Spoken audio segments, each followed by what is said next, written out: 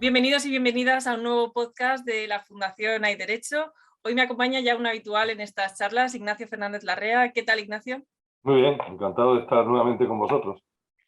Ignacio es abogado, doctor en Derecho y patrono de la Fundación, y hoy nos acompaña para analizar un tema de rabiosa actualidad, como hace siempre, que es la reciente sentencia del 24 de febrero del Tribunal de Justicia de la Unión Europea sobre los derechos de las trabajadoras del hogar. Como siempre, vamos a empezar por la situación inicial, Ignacio. Sí. ¿Los empleados del hogar qué tipo de régimen en la seguridad social tienen y por qué? Bien, empezamos por una cuestión de precisión terminológica, aunque pueda parecer un exceso de rigor, pero bueno. En realidad, si somos rigurosos en las denominaciones, todo el mundo habla del régimen especial de trabajadores o de empleados del hogar, pero es verdad, por ser precisos, que desde el 1 de enero de 2012, en virtud de una disposición del año anterior, del 2011, lo que se hizo es que ese régimen que tradicionalmente existía como tal, régimen especial de la seguridad social de los empleados del hogar, pasó a integrarse en el régimen general de la seguridad social. Pero lo que se hace es establecer un sistema especial. Es verdad que todo el mundo sigue hablando y aludiendo al régimen especial de empleados del hogar, pero insisto, por ser rigurosos, no tiene hoy día la denominación de régimen, sino de situación especial. Como regímenes especiales de la seguridad social, a día de hoy quedan persistentes el famoso RETA, el de los trabajadores autónomos, el de los trabajadores del mar y el de la minería de carbón. Y luego hay una serie de regímenes especiales basados en leyes, por así decirlo, específicas, como puede ser, por ejemplo, el régimen especial de las Fuerzas Armadas o el del personal al servicio de la Administración de Justicia, ¿vale? Entonces, no hay como tal un régimen especial, pero sí hay una situación especial que los diferencia de los trabajadores adscritos con carácter ordinario al régimen general. ¿Por qué se produce esta situación de especialidad? Pues yo creo que se produce precisamente por la especialidad de esta relación laboral. Normalmente la seguridad social, cuando articula y estructura regímenes especiales, lo hace como justificación general en base a la naturaleza de la relación, a las condiciones específicas de ese trabajo, incluso al lugar o a la índole de los procesos laborales, como puede ocurrir, por ejemplo, con los trabajadores del mar. Y claro, en el caso de los empleados del hogar, es verdad que concurren una serie de circunstancias muy especiales, ¿vale?, que posiblemente son las que justifican este sistema especial de protección. Entre las circunstancias especiales, bueno, pues hay una que creo que no escapa a nadie, y es que va a desarrollar su trabajo en un centro de trabajo tan peculiar y especial, con todo lo que eso comporta, como es el domicilio de un particular. En segundo lugar, que su empleador, por así decirlo, también es bastante atípico, porque en gran parte de las ocasiones se trata simplemente de un trabajador por cuenta ajena que se da de alta exclusivamente como empleador a estos son los efectos, a los efectos de poder ser empleador de empleado o empleada del hogar, y luego también por una circunstancia específica que también tiene su incidencia, y es que se trata de una relación laboral en la que el papel de la confianza ocupa un papel absolutamente esencial, ¿no? Hay que tener en cuenta que en esta figura es una de las pocas, por ejemplo, incluido la del alto directivo, en la que se produce la figura del desistimiento, en la que el empleador, sin necesidad de alegar motivación alguna, puede interrumpir y poner fin a esa relación laboral. Claro, toda esta serie de circunstancias especiales son las que, no sé si justifican, pero desde luego argumentan la existencia de esta situación especial en cuanto a la protección social, que por supuesto no es de ahora. Ya tradicionalmente existía una situación, anteriormente régimen, especial para este tipo de trabajadores. Y ante esta situación especial que comentas, ¿Mm? ¿gozan de los mismos derechos que otros trabajadores, como por ejemplo la prestación por desempleo o una pensión? No, vamos a ver.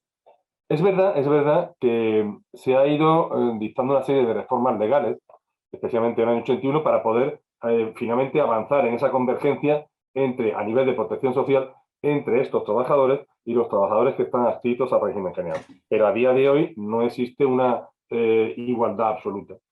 ¿Y dónde posiblemente se dé esa desigualdad de manera más palmaria o evidente? En la prestación por desempleo. Es decir, estos trabajadores, los empleados o empleadas del hogar, no tienen, por decirlo en términos coloquiales, derecho a paro. No tienen derecho a paro porque a lo largo de su relación laboral no se cotiza por esta circunstancia.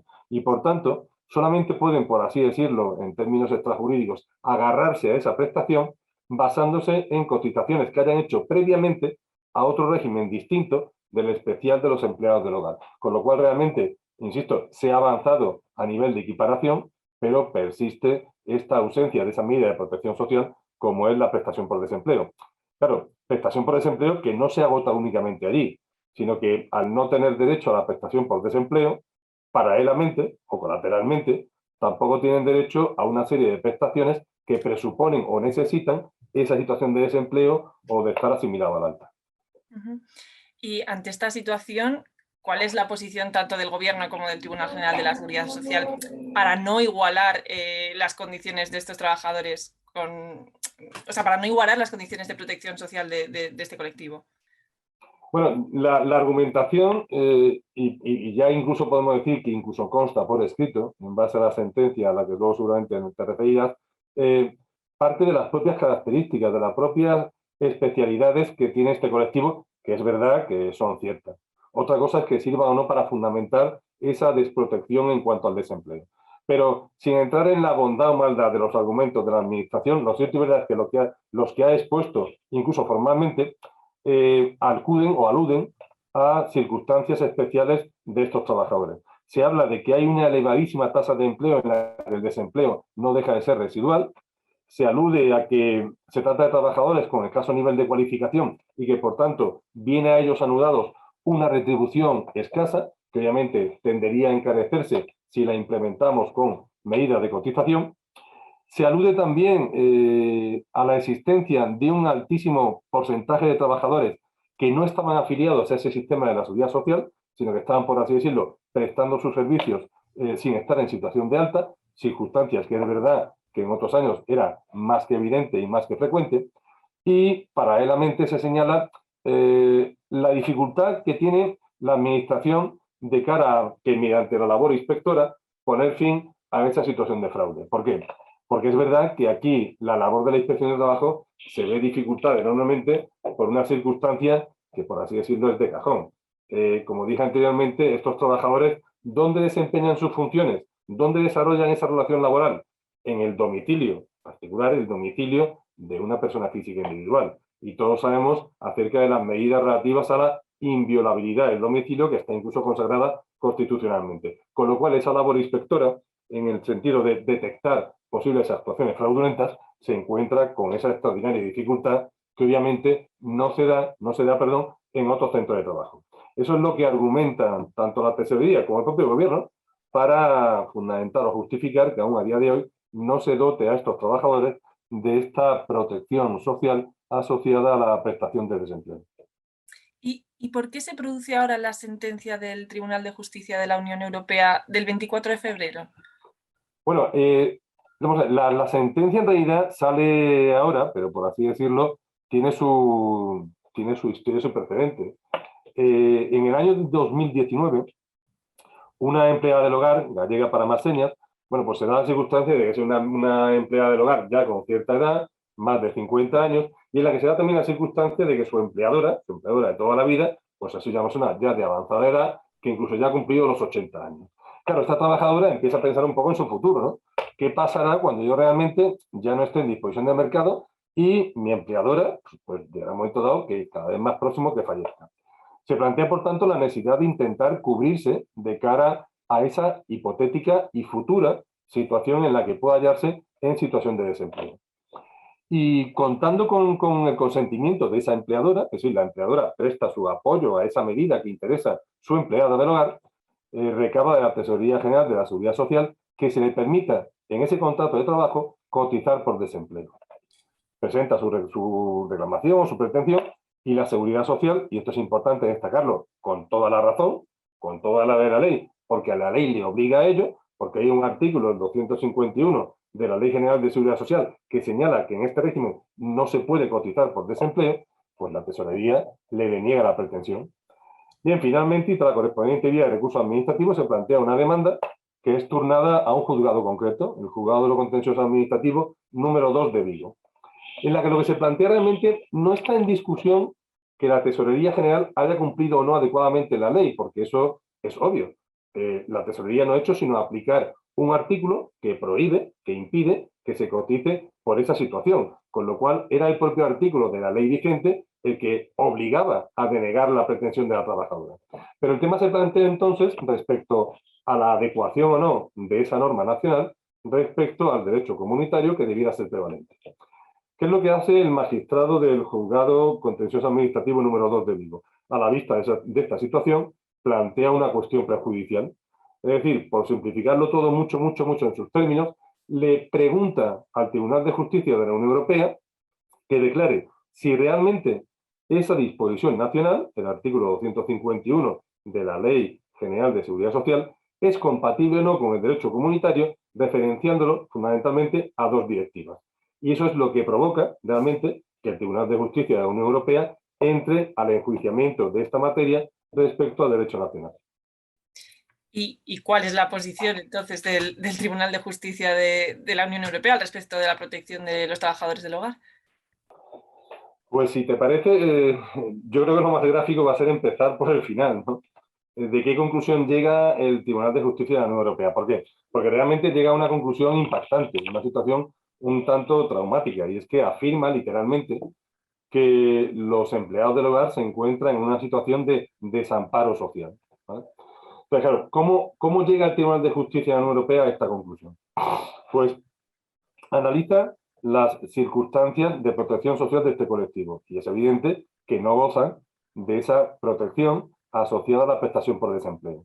Y claro, el Tribunal de Justicia detecta y pone de manifiesto que eso ni tan siquiera, con ya ser eso grave, ni tan siquiera se agota ahí, sino que esa ausencia de prestación por desempleo le impide también el acceso a esas prestaciones complementarias que señalaba anteriormente y que precisamente requieren como requisito previo que haya una situación de desempleo que permita al trabajador colocarse en una situación asimilada al alta que le posibilite la percepción de esas prestaciones. Con lo cual, el Tribunal de Justicia detecta la gravedad íntegra del asunto. Y es lo que, en base a ello, detecta una situación de desamparo social. Vale, intenta ver si la norma en sí misma supone un desajuste con el derecho de la Unión Europea. Y es evidente, y lo manifiesta el tribunal expresamente, que al menos externamente ese artículo, esa norma en contradicción, ese artículo 151 de la Ley General de la Seguridad Social, no presenta una discriminación de manera evidente o externa. ¿Por qué? Porque este artículo 151 establece esa medida, ausencia de cotización para prestación por desempleo, para todo tipo de trabajadores, sean hombres o mujeres. Pero aquí entra en juego una especialidad de esta relación laboral que motiva en gran parte el fallo del tribunal. Y es que en este sector concretamente, en este colectivo de trabajadores, se ve una circunstancia muy específica y muy especial. ¿Qué es lo que dice el tribunal? Que en base a la estadística oficial que le proporciona la propia Tesorería General de la Seguridad Social, se evidencia que en este sector concreto, más del 95% de los trabajadores son mujeres, son trabajadoras. Y ello le permite dar una vuelta de tuerca y le permite enfocar su compatibilidad, la compatibilidad de la norma con el derecho de la Unión Europea desde el prisma de la no discriminación entre hombre y mujer. Alude y acude, por tanto, a la figura de la llamada discriminación indirecta, que se da cuando realmente del resultado inicialmente objetivo de la norma no se desprende ningún tipo de discriminación, pero de la consecuencia de la aplicación práctica de la misma puede derivarse una discriminación respecto a la mujer en relación con el hombre. Y en este caso concreto se detecta que evidentemente si hay un 95% de trabajadores en ese sector, esa norma específica para esos trabajadores tiene una incidencia poco menos que absoluta en el colectivo de mujeres y por tanto está creando una situación que en el fondo es específica o un tanto específica, aunque la voluntad de la norma no lo sea, está creando una situación específica para las mujeres. ¿Qué virtualidad práctica tiene esto? Tiene la virtualidad práctica y jurídica que le permite al tribunal entrar en el examen de la posible colisión de esta norma nacional con directivas comunitarias que precisamente buscan luchar contra esa discriminación. Que existe, por tanto, una discriminación indirecta por vía de hecho es evidente y el Tribunal de Justicia, al igual que afirmó taxativamente que no había discriminación directa en la norma, también llega a la conclusión de que ese mecanismo de discriminación indirecta se produce. ¿Qué es lo que ocurre? Cuando ya se detecta este sistema o su instrumento o esta situación de discriminación indirecta que la propia directiva recoge, El Tribunal de Justicia tiene que evidenciar o tiene que ver si realmente hay algún tipo de circunstancia, hay algún tipo de conducta, algún tipo de situación que permita justificar o compensar esa situación de discriminación indirecta que previamente ya ha dictaminado. Es en ese sentido cuando la Tesorería General y el Gobierno de España alude a lo que señalábamos anteriormente, a sus propios argumentos. Bien, es que yo realmente, si doto de esta protección, estaría poco menos que favoreciendo la contratación ilegal y al fin y a la postre estaría desdotando o dotando de una menor protección social a los empleados, incluso respecto a la que tienen ya a día de hoy. El Tribunal de Justicia, en principio, por así decirlo, acepta la legitimidad y la legitimación de esos argumentos, sobre todo porque ese tipo de argumentos, la lucha contra la contratación en fraude de ley, la lucha contra la contratación fraudulenta, es uno de los objetivos básicos del derecho de la Unión Europea. Pero a continuación añade que, aun siendo cierto ello, y aun pudiendo ser cierto, hay que ver si realmente la norma, partiendo de esa finalidad, se aplica de una manera sistemática y coherente y es proporcional a los objetivos que se persiguen alcanzar con la misma. Y entonces hace un análisis respecto a en qué situación se encuentran otros trabajadores que en principio, desarrollando su actividad de manera más o menos similar a lo de los empleados del hogar, tienen o no tienen protección social. Y coge un ejemplo en relación, por ejemplo, con la actividad a desarrollar en un domicilio, que ya dijimos anteriormente que era una especialidad de la relación de empleados del hogar que el propio Estado argumentaba y arguía. El Tribunal de Justicia se fija, por ejemplo, en un tema de un trabajador, de un jardinero, de los trabajadores de jardinería que prestan sus servicios para un domicilio con su consiguiente inviolabilidad y su condición de domicilio particular. Y detecta que con arreglo al régimen de protección social español, esos trabajadores, aun a pesar de cumplir con una de esas características, sí gozan de la protección social amplia y por tanto sí gozan de esa protección por desempleo. Con lo cual señala que realmente no hay una cierta coherencia en la norma. Partiendo de ello, al eliminarse esa coherencia con la finalidad perseguida, ya cobra mucha mayor pujanza y mucha mayor consecuencia esa discriminación indirecta con respecto a las mujeres que el tribunal ya ha detectado. Entonces lo que afirma es, en base a eso, en base a la discriminación indirecta que genera una norma que no es coherente o proporcional con la finalidad supuestamente pretendida, declara su no conformidad con el derecho de la Unión Europea. Obviamente, y hay que tener muy claro lo de las cuestiones prejudiciales, esto no supone, por así decirlo, una ejecutividad inmediata de la decisión del tribunal. El tribunal lo que da traslado de ese criterio al juez nacional y luego el juez nacional será el que, sobre la base de ese pronunciamiento, tendrá que llevar a cabo, por así decirlo, las consecuencias prácticas del mismo y volcarlas en el concreto caso que está enjuiciando. Pues precisamente por esas consecuencias te quiero plantear la última pregunta. O sea, tras esta sentencia, ¿qué próximos pasos cabe esperar? Bueno, la verdad es que aquí hablar de previsibilidad, y yo creo que ya en los momentos actuales, incluso más todavía, es un poco arriesgado, ¿no? Pero vamos, lo normal, lo que sería lo más previsible, salvo que irrumpa alguna circunstancia paralela o colateral por medio. Lo normal será que España finalmente ratifique el llamado convenio IT 189, que básicamente es un convenio tendente a dotar de una cierta uniformidad a todos los países que lo ratifiquen en cuanto a la regulación de la relación laboral de los empleados del hogar. Y concretamente ese convenio, en el artículo 14, señala que a todos los que lo suscriban deberán adoptar las medidas consecuentes en su legislación nacional para dotar de un nivel similar de protección social a los empleados del hogar respecto a los empleados, por así decirlo, o a los trabajadores generales.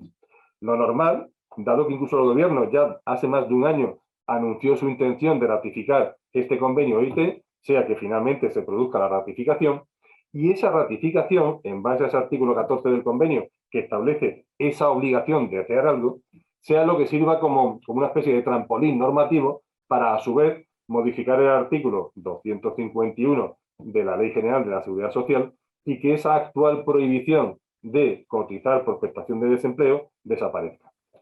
Yo creo que eso es lo que previsiblemente ocurrirá. Cuestión diferente es realmente las consecuencias de esa variación normativa.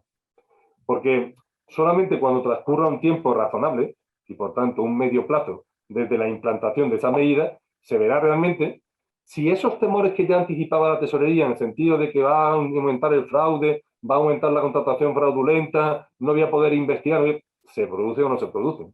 Evidentemente, si se cumplieran los temores de la Tesorería General, insisto, manifestados formalmente, ni más ni menos que ante el Tribunal de Justicia de la Unión Europea, pues si me permiten la expresión, habríamos hecho efectivamente un pan como unas tortas, porque habríamos incrementado la contratación fraudulenta, incentivado esa contratación e incluso situando en peor situación de protección a esos trabajadores que queremos proteger. Por eso yo siempre digo que la aplicación de una variación normativa no puede ser puntual y no puede ser asistemática.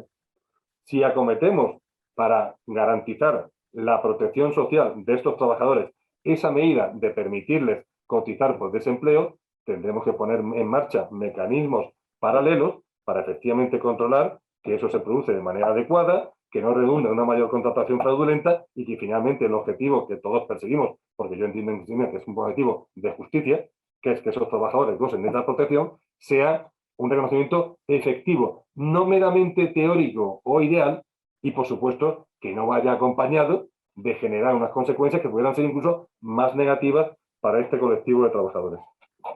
Pues seguiremos observando con atención qué ocurre con este tema y si hace falta volveremos a hacer nuevas entrevistas y nuevos podcasts, Ignacio. Pues yo estaré como siempre a vuestra disposición, encantado de colaborar. Ha sido un placer escucharte y también quería agradecer a todas las personas que nos seguís a través de las distintas plataformas de YouTube, de Spotify y de iVoox. Y os animo a que colaboréis con la Fundación Hay Derecho para que podamos seguir desarrollando nuestra labor de defensa del Estado de Derecho. Ha sido un placer, Ignacio. Igualmente, Alicia, un placer mutuo.